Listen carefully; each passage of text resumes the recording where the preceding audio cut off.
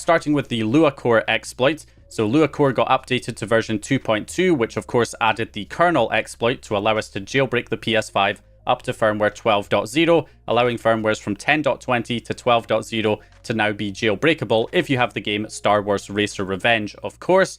Now since then, there's been two new updates, 2.2b and now 2.2c. 2.2c improves the GPU read-write stability thanks to EGY-CNQ and also removes the app auto-close function for stability, because that was apparently causing some instability there where it would automatically close the application, the Star Wars game, after loading the kernel exploit, but that's now been removed, so you'll just have to close it manually, but it does improve stability, so that's definitely a worthwhile trade-off in order to get some better stability with the exploit.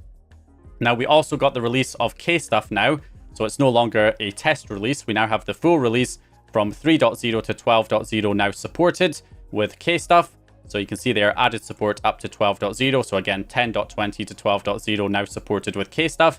There's also been updates to many other payloads like the dump runner for running your PlayStation 5 game backups through the Homebrew launcher. That's now been updated there. And it says it's the current way to load PS5 games on 12.0 because the dump installer has only been updated to 11.60. Now, the reason for this is that it seems that the newer way of installing our game dumps used a particular function that seems to have been removed in firmware 12.0 compared to 11.60 and lower, which is why that method does not seem to work and why the dump installer, which uses the new method, also things like ShadowMount, were not working on 12.0, and that's why it only works up to 11.60, and you have to use the dump runner, which uses the older install method, to be able to effectively run your game dumps on 12.0. So you shouldn't have this problem on 11.60 and lower, but 12.0 has this issue because of this function that seems to have been removed.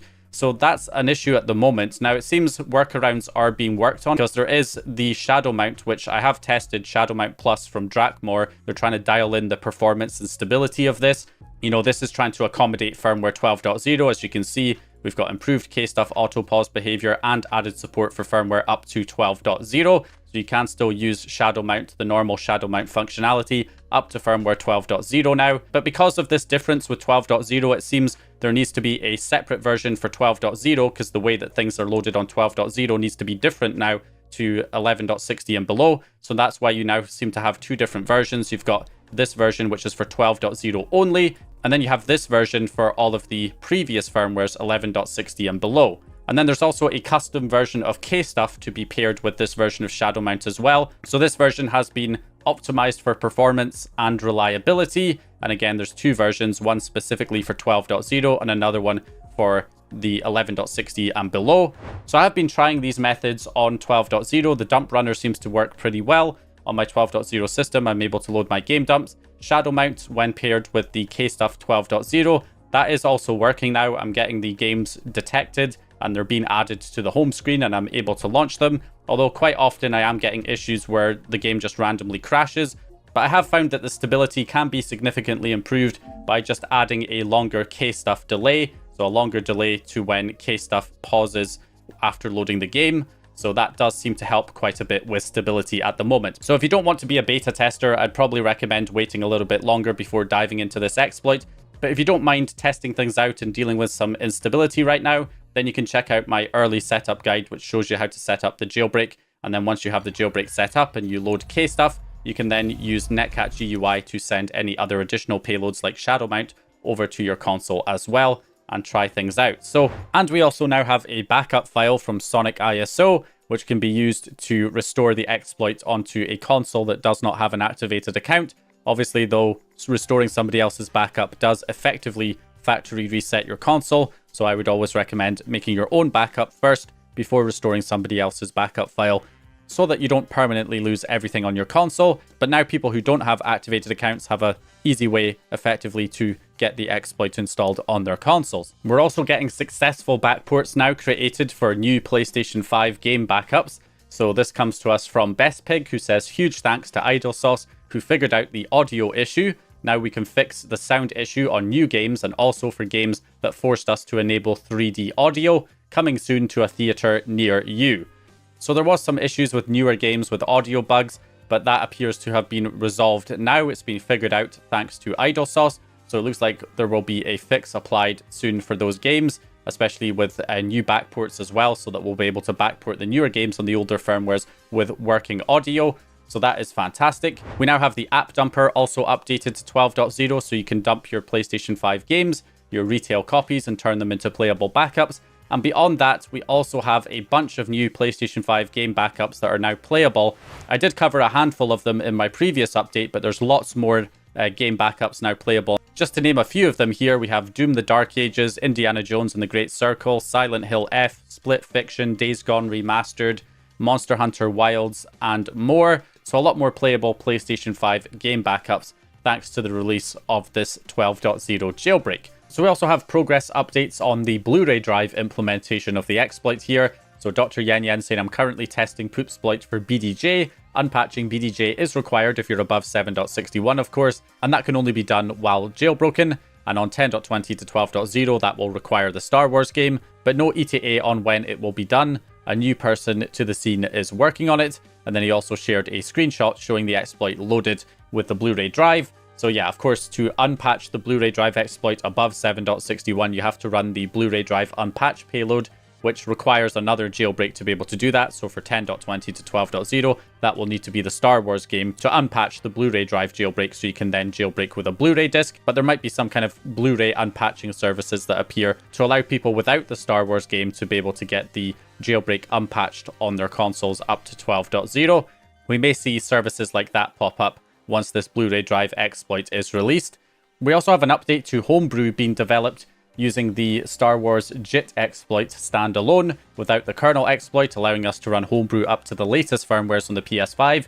So this comes to us from EGYCNQ saying, the NES emulator update, I finally got controllers working from PS5, no need for PC anymore, and I will share code soon to a POC of how you can create Homebrew on the latest PS5 firmware using the JIT exploit. So effectively some kind of like proof of concept or template for creating Homebrew using this exploit.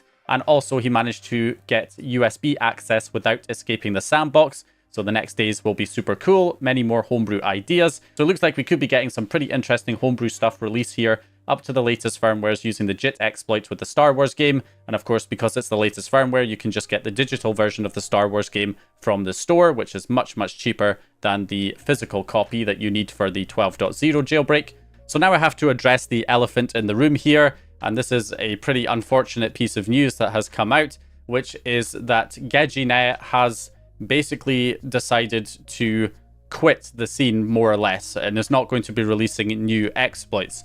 So this is the post that has now been pinned on Gezine's account saying, I am no longer releasing anything public from now on. I am tired of this scene, going to focus on write-ups and homebrew stuffs. Will maintain existing things like e.g. Luacore. Gezine is definitely not particularly happy with the scene at the moment. Now, this probably stems from getting a lot of hate and negative comments surrounding the Luacore jailbreak because it requires such a rare and expensive game like ShadowMount Revenge. There's a lot of people clearly upset about that. I also get comments myself from people who are upset that I'm even covering this jailbreak, despite the fact that I always cover any new jailbreaks for the PS4 and PS5 regardless. Now, it might be because some people just have a misunderstanding of how these jailbreaks are made and think that if Gezine wanted to, he could just conjure up a jailbreak for the latest firmware that uses the web browser or some application to be as convenient as possible so nobody has to buy a game and everybody would be happy. But obviously that's not the reality. If we were dealing with a different kernel exploit,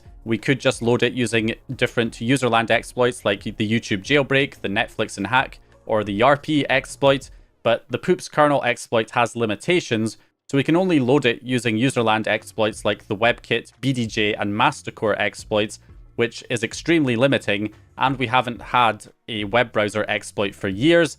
Not to mention that the kernel exploit was not even developed by Gezine, so he's just doing the best he can with the limitations imposed on him.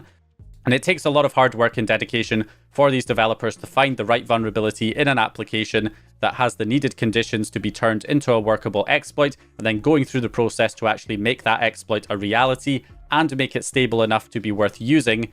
The whole process can take months to accomplish this, and after going through all of that and releasing the culmination of your work to the public, only to have people shit all over it because it's not exactly the exploit that they specifically wanted, well, maybe you can kind of start to see where he's coming from here. Now, despite all the negativity, there are many benefits with this exploit.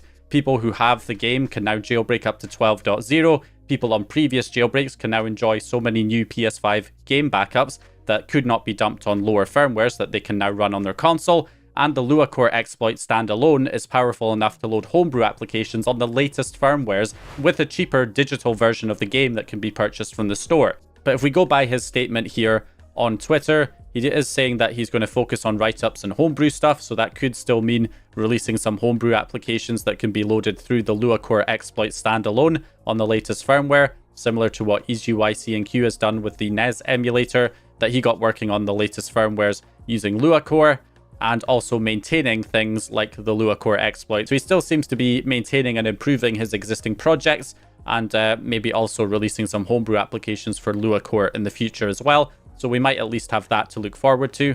So anyway, it's really sad to see such an accomplished developer leaving the scene under these particular circumstances, especially given all of the amazing work that Gezine has put out there that has really propelled the scene forward by a massive amount over the past few years. Things like, of course, the initial Lua exploits with the Japanese games, the Blu-ray exploit for the PS4 with the lapsed kernel exploit, things like the YouTube jailbreak, making it so much easier to jailbreak on a PS5 up to 10.01, and now the Luacore exploit on top of that, and